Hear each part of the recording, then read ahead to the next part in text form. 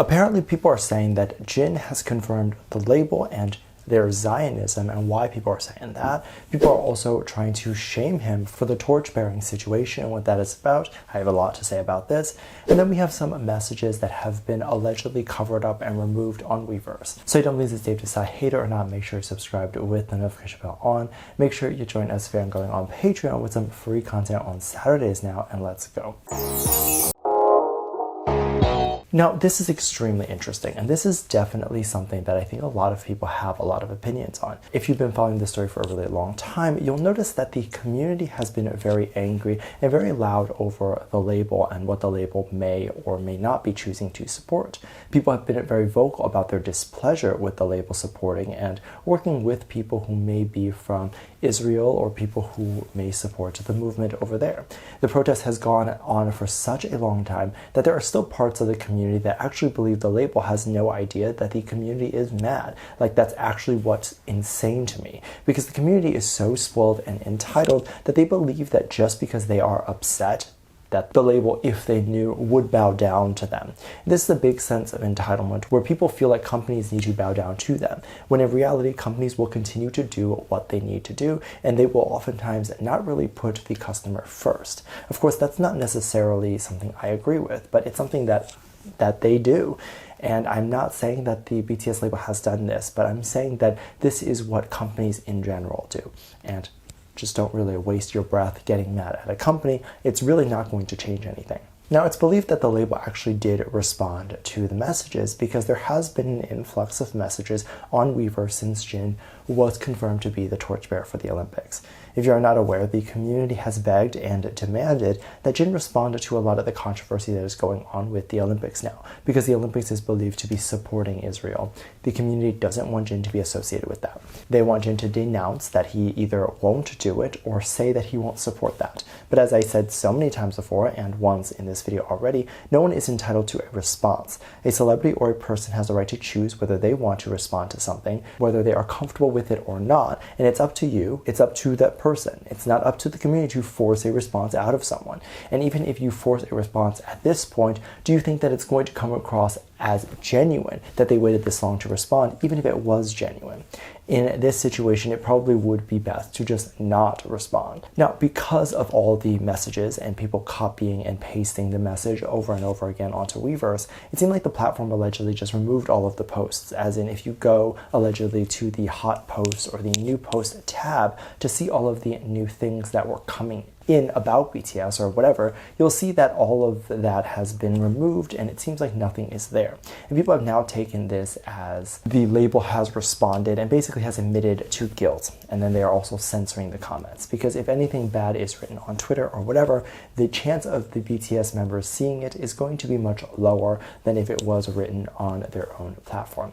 However, there are several reasons for this. First off, since everyone is all posting the same thing at once, it could have just flagged their AI to say that it is being bombarded with spam, so they just delete everything or remove everything, or because everyone is posting at once, it is just crashing their system. I actually think it would be quite odd for the label to censor something like this. I think typically they'll just wait for it to blow over. But if they try to censor something like this rather than address it, I think the reason why they would do that is because they can't really speak out. As a company, you can't really go against your CEO and yell at them or say anything bad about them publicly, as that doesn't make you look good as a company. For investors to see that the internal team or the social media team or whatever is insulting their CEO, that's not good. And even if they did believe that something was wrong with the CEO, they would never publicly do anything to try to make it seem like they hate their CEO. There are other people who have gone as far as to say, since Jin has not addressed the situation or talked about it, that he is admitting to the label Zionism. I think this is really odd, because no response seems to just be whatever response the community wants the person to say. So if in another world they want him to say that the company is not a Zionist, then they would just fill in the blank of his silence to say that he is saying that they're not, and that they were even people who were worried that since they were asking for Jin and all the other members to speak up about the Zionist claims, that they were eventually going to get sued over it, like over the demand. And here's the thing, you could, and I'm not just saying that to say that, but honestly, if you're pressing this hard and you're trying this hard to attempt to ruin the reputation of someone without actually knowing all the facts or knowing all of the information, you are actually contributing to defamation.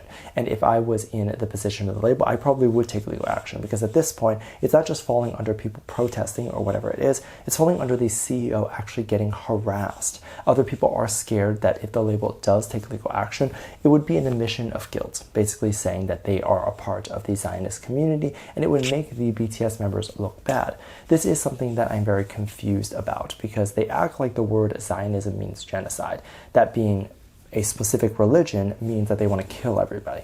Zionism is just a religion, and that's a belief that people have. They share, they study it, and that's it. And so yes, I'm sure there are people, even in the label, that believe in this type of religious stuff. I'm pretty sure they exist in every company, but that doesn't mean that they are someone who would be, one, supporting of genocide and the awful things that are going on over there, but two, they obviously are not someone who, if they were to take legal action, would be admitting any sort of bad thing. Because as I said, I think they should take a look, because I think there's a lot of lies around the internet.